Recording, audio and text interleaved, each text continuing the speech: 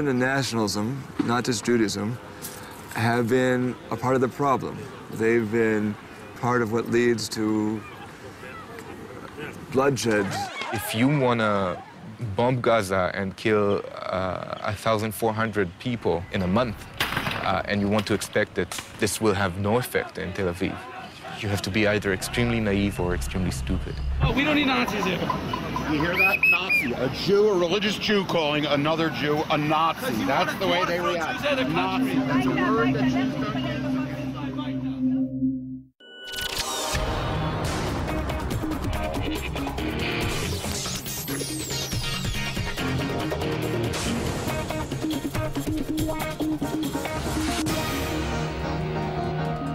Welcome back to CrossTalk. I'm Peter Lavelle. To remind you, we're discussing if the United Nations is still relevant.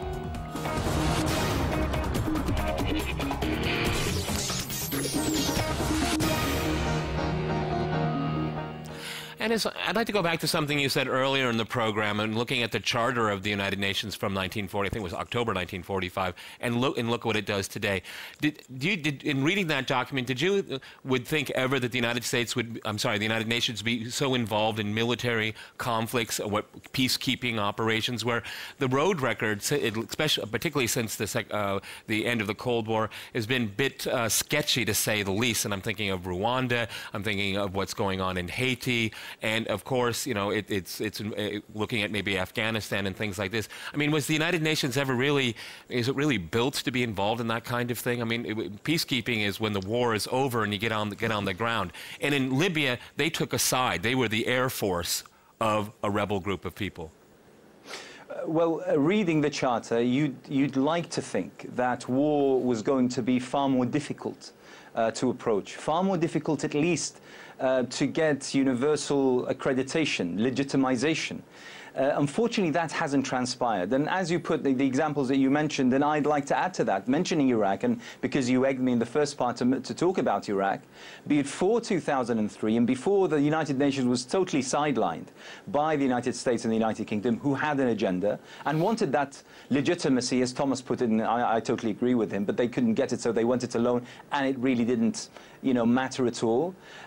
Before that, for 13 years, the United Nations actually enforced sanctions on Iraq that reduced 25 million people to beggars, to people below the poverty line. So, in fact, you sort of feel that the United Nations, rather than being that kind of international body, that universal kind of element that the whole world subscribes to in order to protect the weak, it has become an arrow in the armors of the powerful nations under which they can go to war, they can impose any kind of sanctions regime, they can reduce any nation to poverty and to being hungry, and it just basically doesn't add up. And now I want to assert something quite important. I'm not calling for the demise or the downfall of the United Nations, not at all. I think that the world does need something to alternate from the kind of malice of the superpowers that we have today, driven by mere interest, crass, raw interest. I think we do need that.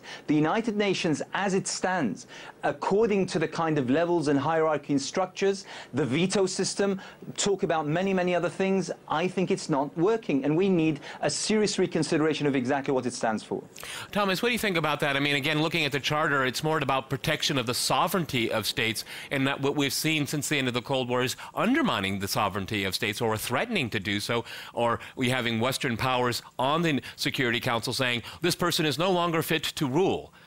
Is that what the Charter was supposed to be all about? I mean, it sounds like it's a pulpit to lecture people. Go ahead. There is nothing that is not in the Charter. So whether we're talking about economic and social issues, human rights, going to war, disarmament. So it's a little hard to pin all of this down. What I would have to say, in contrast to the former speaker, is that, in fact, the institution occasionally performs, usually it does not. This is not the result of the UN per se. Dick Holbrooke, when he was alive, used to say blaming the UN for many of the decisions is like blaming Madison Square Garden for the poor basketball record of the New York Knicks.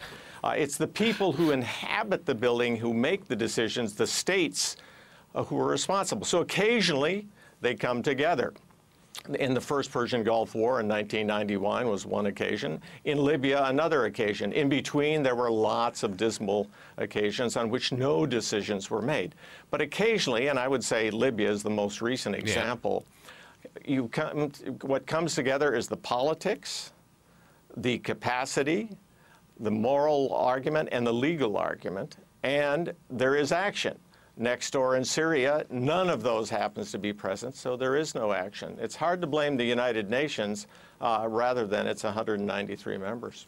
Okay, well, Ruth, I mean, if we can stick with Libya, I mean, look at 1973. I guess we can agree or disagree on this in one form or another, but a resolution was passed, but NATO was given a mandate because of the resolution to do far, far more than what that resolution had to say. And that, is that do you find that to be dangerous, a dangerous precedent, or will the great powers avoid that again? That was just a one-off thing? Because when reading the resolution, when what we saw happen, the thousands of sorties that were dropped on Libya, that didn't seem to be part of the resolution, and the United Nations sanctioned that.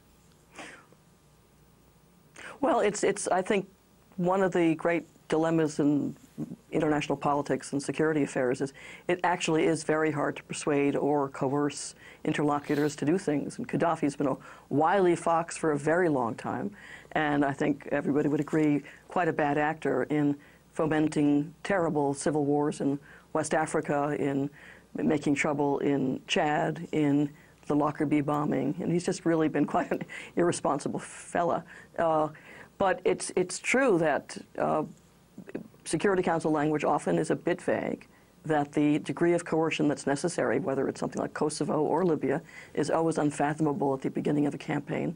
Wars, like peace, is always more difficult than you expect it to be. But I do think that, I think Dick Hallberg did have it right, that what's often at fault is the way the political system's organized. I do think that there are changes one should make. I do think that regional groups shouldn't vote as blocks the way they do, because they, like Chicago clubhouses, manage to coerce their members because all good things come from your regional group. So it's not an ideal Habermasian situation of reflection. It's a very political system. The politics could use some reforming. Well, that's the politics of it. I mean, Ennis, you know, I don't think anyone on the panel here is going to defend Mr. Gaddafi, okay? I certainly won't. But just what Ruth described, you could say that what the great powers have done through the Arab Middle East for the last 60 years, okay? I mean, you know, well, that's... Go ahead. Well, that's exactly the point. I mean, the thing is, I agree entirely. I mean, the United Nations is not an entity that, you know, in itself creates these policies. It's the powers that use the United Nations, that use the halls of the United Nations, and the system upon which the United Nations is built to allow those powers to act in the way that they do in order to exacerbate the situations of many and to further and promote their policies. And, you know, I agree, Peter. You know, we can talk about the list of crimes committed by Saddam Hussein, and we would be right. We could talk about the crimes of al-Qaddafi, and we would be right. But what about the crimes of other nations, particularly the nations that are seen as being respectable, the nations that are seen to be beyond reproach, those who use the halls of the United Nations to pursue their powers? The problem is, and this is where I talk about the United Nations and I criticize the United Nations. I say that because it still embodies this kind of universality, this kind of global, you know, consent, global coming together, and that respectability, that is why it is being used and abused by those who have the political clout and the military clout and the economic pressure in order to further their policies, which may at times be totally inhumane, but give it that aura of respectability. So in a sense, the United Nations is not doing what the Charter said it should do. Actually, what it's doing, it's helping, you know, certain wars, certain interests being promoted in a crass, uncivil, totally brutal way, but with an aura of respectability. What do you think about that, Thomas? I mean, it sounds like... Wait a minute. Go ahead. Go ahead. Well, go ahead. Jump in. I was going to contrast. It seems to me that I would totally agree with the 2003 pursuit of the Iraq War. It seems to me if we're talking about Libya, it's totally different. I mean, this time, no state voted against it. There were 5 abstentions, but no state had voted against it. You had regional support, Arab League, Gulf Cooperation Council, African Union. You had participation from, albeit small, from a couple of Arab states, namely Qatar and the United Arab Emirates. So it seems to me that this is really quite remarkably different from the 2003 Iraq decision, much more akin to what the Charter envisaged in the first place. And so I'm actually relatively sanguine. I would say that in particular the UN and the responsibility to protect is alive and well after Libya, much more alive and well than it was before. What do you think about... Thomas, you wrote about the United Nations. If I may, Peter, jump in. Thomas, you wrote about the United Nations. In reality, if we were to propose a hypothetical that tomorrow the United States or the United Kingdom decide to go on a war, and the United Nations Security Council doesn't give that, you know, there's Russia or China or whoever vetoing that particular decision, then they decide to step-toe the United Nations and go to war regardless. What can the United Nations do? In reality, they can do absolutely nothing. And that is where the problem is. Absolutely, I agree with you entirely. It's a body without any tooth. If I could jump in. Go ahead, Ruth, jump in.